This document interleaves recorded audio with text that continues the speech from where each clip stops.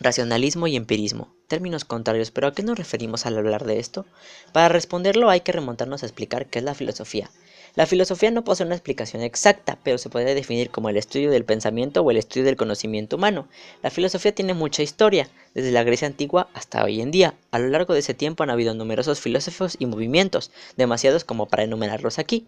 Todo inicia con la presocrática, denominada así por Sócrates, culminando este periodo con Sócrates mismo, pasando por Tales de Mileto y los sofistas. De ahí históricamente prosigue la filosofía griega clásica, la helenística, la medieval, y cuando llega el Renacimiento aparece la renacentista, y llegamos a la filosofía moderna, donde encontramos las corrientes filosóficas de las que hablaremos, racionalismo y empirismo, dando a conocer puntos importantes de estas. La filosofía moderna se caracterizó por hacer debates nociológicos, teorías del conocimiento. René Descartes se convierte en uno de los principales proponentes del racionalismo, escuela que enfatiza el papel de la razón en la adquisición del conocimiento. Este resurge en las primeras décadas del siglo XVII y Descartes marca el paso de la mentalidad medieval al espíritu moderno. Dos son sus caracteres básicos, el matemático y el innatista. Respecto al matemático, el racionalismo lo toma como modelo y considera que debe regirse por esta disciplina, pues su confianza se estriba en obtener un conocimiento certero, siendo ésta el hecho de ser un saber unitario, a partir de ciertos principios evidentes. Axiomas, de donde es posible derivar su contenido, y los teoremas que se deducen de los axiomas, y todo esto tiene como principio, lo que se deduce de una verdad cierta debe ser otra verdad cierta. Dos requerimientos se requieren para considerar racionalismo como matemático: la simplicidad de los principios y originarios y la deducción del tipo matemático.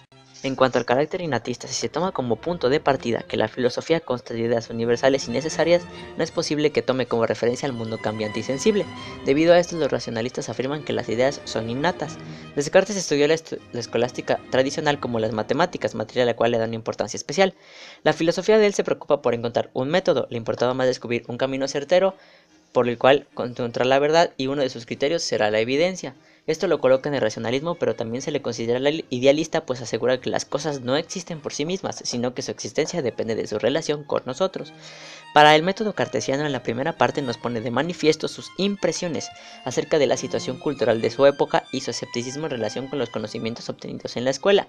Después nos presenta sus reflexiones y puntos de vista acerca de las diferentes ciencias que él tiene conocimiento, y decide dirigir todos sus esfuerzos a la búsqueda del método que lo lleve a la verdad. Inicia su reflexión tomando como punto de partida el hecho de que todos los hombres poseen un sentido común a la razón. Él deseaba mostrar cómo consiguió aumentar sus conocimientos y en qué consiste. Opinaba que la filosofía, aún cultivada por inteligencias elevadas, todavía era motivo de discusión y de duda. La duda metódica lo lleva a su primer principio, al suponer que todo es dado, y dudar, y expresa en latín cogito ergo sum, cuya traducción sería pienso luego existo. Pero Descartes se ve obligado a abandonarlo, pues era muy subjetivo. Analiza las ventajas después de tres ciencias, la lógica, la geometría y la matemática, buscando una fundamentación, y así llega a establecer su propio método formado por 4 reglas sencillas. El primero consistía en no recibir como verdadero lo que con toda evidencia no reconociese como tal. El segundo era la división de cada una de las dificultades con que tropieza la inteligencia al investigar la verdad. El tercero, ordenar los conocimientos, empezando por los más sencillos hasta los más compuestos. Y el último consistía en hacer enumeraciones tan completas y generales que nos dieran la seguridad de no haber incurrido en ninguna emisión. Dichas así, las reglas del método son 4: la evidencia, el análisis, la síntesis y la enumeración. Para finalizar de ver el racionalismo, nos centraremos en 2 aspectos fundamentales: el segundo criterio de verdad de Descartes y la esencia fundamental de su metafísica. Si tengo la certeza en mí y de mis pensamientos y tengo dudas de todo lo demás, entonces ¿cómo logro un punto de unión? Con eso se confronta Descartes, que para resolverlo establece una distinción entre diferentes pensamientos y descubre que algunos son oscuros, embrollados y confusos, que a diferencia de estos hay otros claros y distintos, y los últimos son los importantes. Descartes concluye que existen ciertos pensamientos claros y evidentes, pero de ninguna manera se puede asegurar que, por el hecho de haberlo concebido en el pensamiento, existe, y establece pensamiento no es lo mismo que existencia. Después procede a demostrar la existencia de Dios y comprueba la suya y la de Dios, y gracias a esta última accede al mundo sensible. El mundo que él concibe difiere mucho al que conocemos con nuestros sentidos. Su sistema se funda en 3 sustancias: el yo pensante, la extensión o la materia, y Dios, Dios siendo sustancia creadora y las demás sustancias creadas. Pero no todo fue racionalismo, existió otra corriente conocida como el empirismo, en la cual el conocimiento se halla fundado en la experiencia.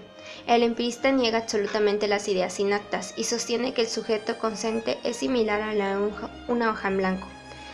la cual se va registrando las impresiones del mundo exterior. El empirista quiere conocer la manera como la razón elabora sus contenidos y de qué elementos parte de sus inicios.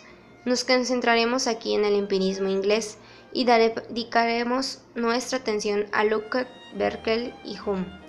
Comencemos con Locke, que nace en 1632 y estudió en Oxford medicina, filosofía y ciencias naturales, y profundizó con bastante interés en la obra de Descartes.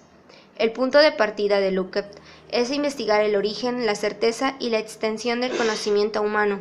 A diferencia de los que predicieron, él se plantea conocer cómo tenemos las nociones de las cosas y además quiere saber y establecer los límites de la certeza en nuestro conocimiento. Locke promueve que un método nonato en sus propias características y establece lo siguiente. Primero, investigar el origen de las ideas de que el hombre observa y de las que consciente investiga los cambios por los cuales se adquiere el entendimiento. Segundo, investigar que el conocimiento de esas ideas tiene el entendimiento, así como su certeza, evidencia y extensión. Y tercero, investigar la naturaleza y fundamento de la creencia, opinión, es decir, qué aprobación damos a una proposición verdadera o una casa y después de examinar las razones y grados de dicha aprobación. Locke entiende por idea todo lo referente a lo que pensamos y percibimos, es decir, todo malo contenido en la conciencia. Considera que la mente es una tabla rasa que irá teniendo contenido a través de la experiencia. En forma simple, diríamos que Locke busca responder la pregunta, ¿cuál es el origen de nuestras ideas? Y Berkeley, él analiza la filosofía de Locke y encuentra varios puntos con los que no está de acuerdo, como en lo referente a la localización de cualidades primarias y secundarias. Berkeley señala que no hay fundamentación en dicha argumentación. Acepta, sin embargo, que las secundarias sí son objetivas, no existe forma de nosotros y solamente reacciones de nuestro espíritu. Con base a esto, Berkeley construye su idealismo absoluto. Para entender mejor el idealismo, tomaremos como guía a Bertrand Russell y su libro, Los problemas de la filosofía. Russell nos propone un ejemplo, una mesa. ¿Cómo tenemos conocimiento acerca de ella? Obviamente a través de los sentidos. Empecemos a la vista. La podemos usar para decir el color, pero esto dependerá de muchos factores como la luz. Así que con base a esto no podemos hablar de color sino la especie del color en una situación normal. Ahora surge otra pregunta. ¿Cuál de todas es la mesa real? ¿O bien existe una real? Si nos vamos exclusivamente a nuestros órganos del problema, subsiste pues el dato es de los sentidos. Este problema es extensivo a la materia en general. Berkeley es el primero que pone en relieve las razones para considerar los objetos inmediatos de nuestros sentidos como no existiendo independientemente de nosotros. Ser es ser percibido. Berkeley afirma que algo existe en cuanto yo lo percibo. Y Hume, pues a él se le considera sucesor de Locke y Berkeley, y se lleva a su culminación al empirismo inglés. Él se basa en el origen de las ideas, diciendo que viene de percepciones y que divide estas percepciones en impresiones e ideas. Establece una caracterización más profunda de las percepciones dándolas como complejos o simples.